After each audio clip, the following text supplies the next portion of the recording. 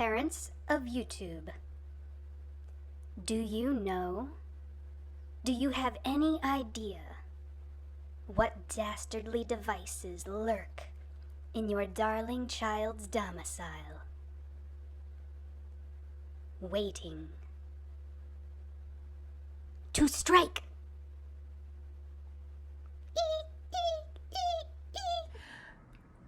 Don't mind me, I'm stupid. Books are not going to attack your child. I do want to talk about books today though, because they're awesome and I wanna. I've been trying to find my inner child lately because it's been buried under decades of like grown-up shit and make it happy, I hope.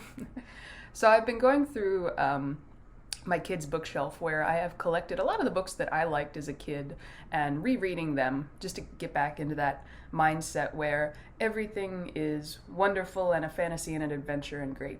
And it's been good. It's been going really good. I found a lot that I forgot that we had and I found a lot that I forgot that I connected with, and that's been really nice.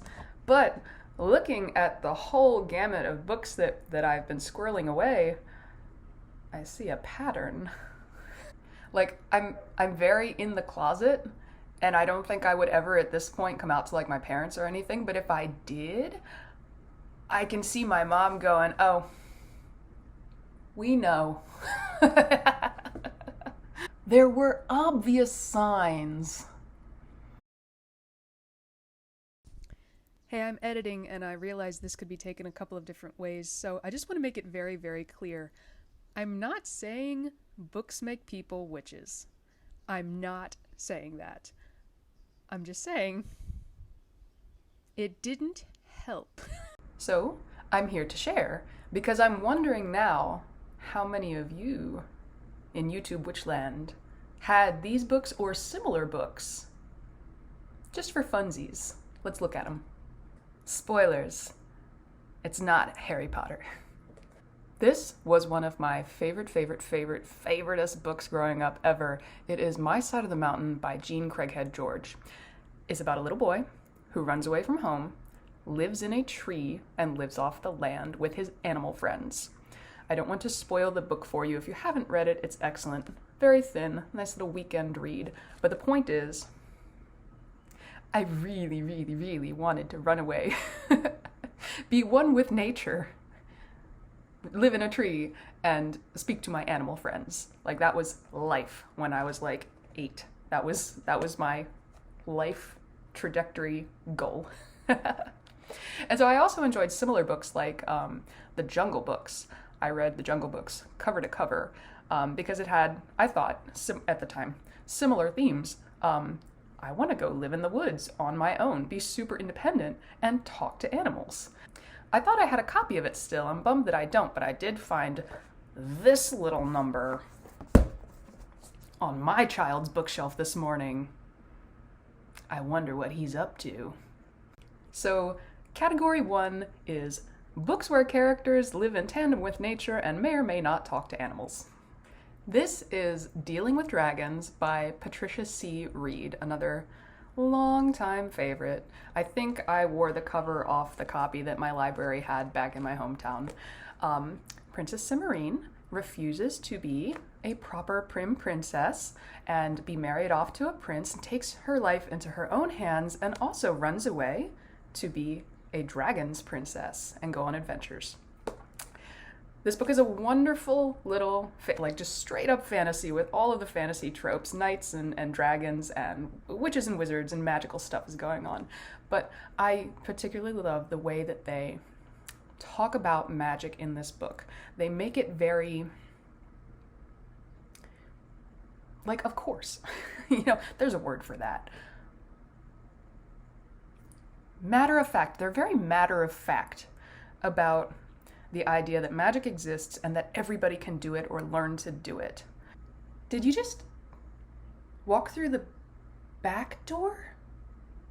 Well, how else was I going to get into the kitchen? But she came through that door a minute ago and it was the front yard. But now it's the back Well, it's a witch's door. It goes wherever I want it to.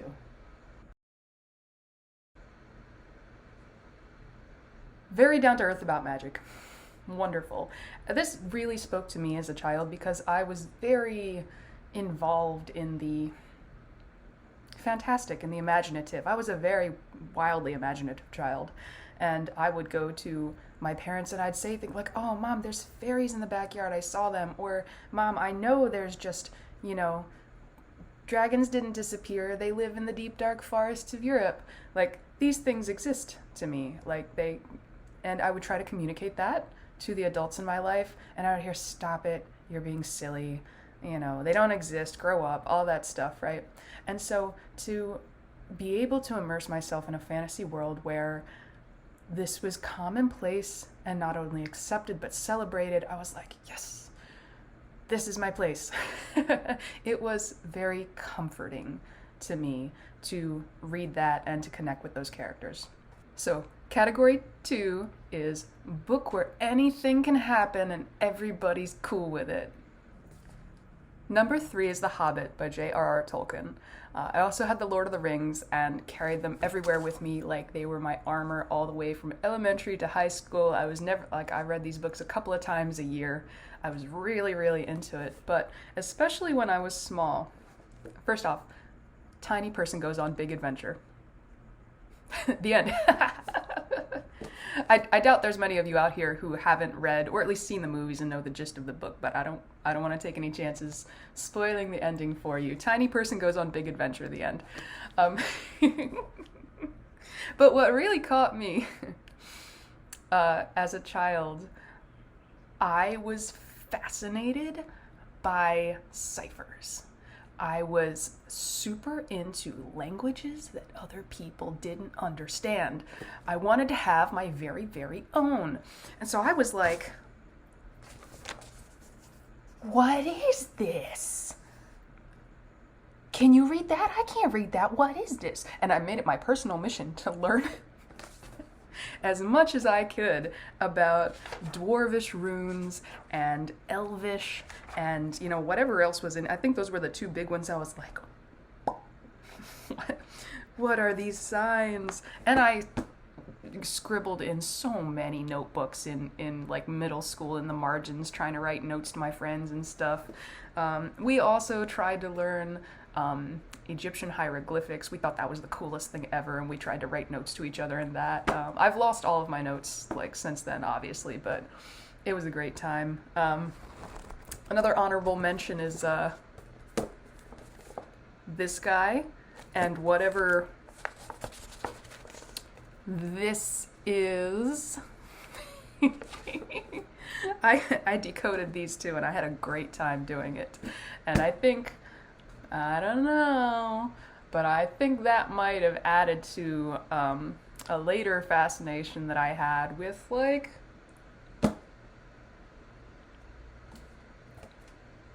the runes. So category 3 is three. Category 3 is book that taught you a secret language. I don't have a copy of my next one, which is a bummer because I had a copy for most of my young adult life. I don't know where it went. Lost in a move or something. Very sad. So pretend this is my invisible book. This is Clan of the Cave Bear by Jean M. Auel. A-U-E-L. Auel? Auel. I will put all of these titles and names below. So this is not a kid book. This is not a little kid book. I picked up my copy just as I was entering middle school. Probably too young for this. There's grown-up themes and grown-up scenes, so don't... Your 6 and 7-year-old should not be reading this book. They probably couldn't digest the vocabulary anyway.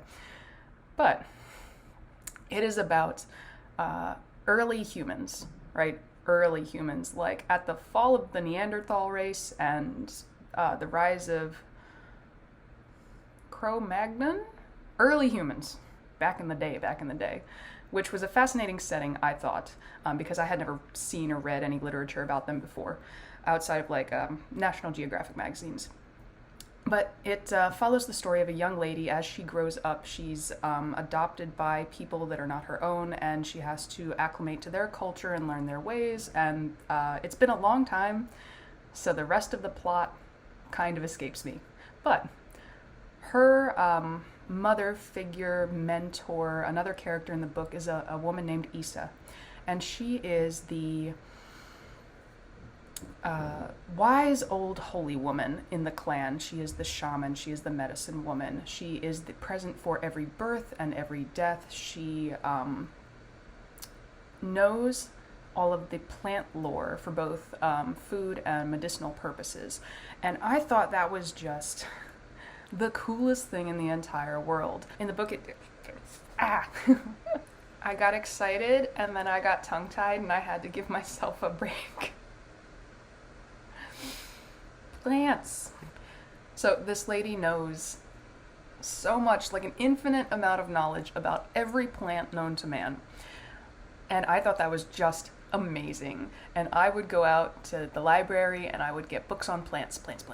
And I would go out into my backyard and try to find out what I can forage, what I can eat safely and not poison myself. And I would pretend like I'm gathering food for the group. But really I had like a handful of clover and dandelions.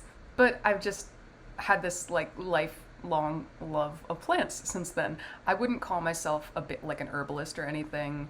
I have lived in tiny apartments my entire life with no yard and really no like space to put pots or anything. So I don't have a garden, and it's really, really sad to me. The other thing I found just really formative was that Issa was always, even for all of her expansive knowledge, she was always acquiring more. So in the book, I did it again. The book describes her as they travel, as they roam through the forests and the mountains and stuff, testing new plants. That just like they go through her whole method where she like tries a little bit, like touches it, tries a little bit, and then waits a couple hours and tries a little bit more. But the point is, she's always seeking higher knowledge, more wisdom, more information. And I thought that was also just a great way to be, you know? I love asking questions. I love learning more. I'm always on the lookout for like a new subject to get into, a new book to read. And I think part of it is because I really looked up to this character. I really liked her as I was reading this book. 4. Book that sparked a quest for alternative knowledge in you. Alternative knowledge. Okay, my next one actually kind of goes into the same category. It's still number 4. It's mystery book. My parents had so many of these kinds of books. I don't remember any of the titles. I don't remember what they're called, but I think if you see one, you'll know it right away. They're the kind of book that are about that big square, and they're usually hardback with a glossy cover, and on the cover there's a picture of like a Thanksgiving table with fancy doilies or some shit, and you get them for like 10 cents at yard sales and library sale shelves because they were all printed back in like the 70s, and they're all about how to decorate your house for holidays. They're all ye old holiday decoration book. I loved these so much because we had quite a few that said things like, this is how you dye Easter eggs using onion skins and natural plants. This is how the people of old dyed their eggs. Here is how you weave a wreath of daisies and other springtime flowers.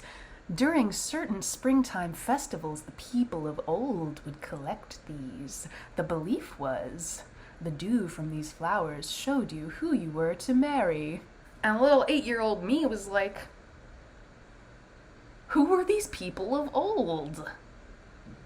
What did they know that I don't know? They sound really cool. They have all these parties in the woods. They picking all these flowers. They're doing all this cool stuff with fruit. Who were these people of old?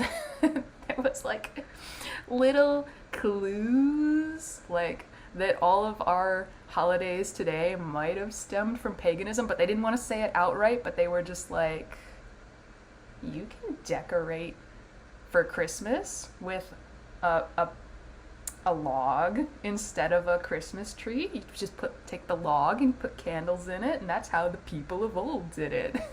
I poured through these books trying to find all of the hidden knowledge that was between the lines, you know? And then I asked my mom if I could, like, have a turnip to carve into a jack-o'-lantern, because that's what the people of old did to make their lanterns, to keep away the bad spirits, because the book said so. And she was like, why would you waste food like that? And then my inner child died. And then it got buried under years of grown-up shit. And here we are. Now that I've read all of the books that we have, I need more books. Certainly not to quietly sneak them onto my own child's bookshelf to make him a cooler adult. No. For me, of course. So, if you have recommendations, please share them below.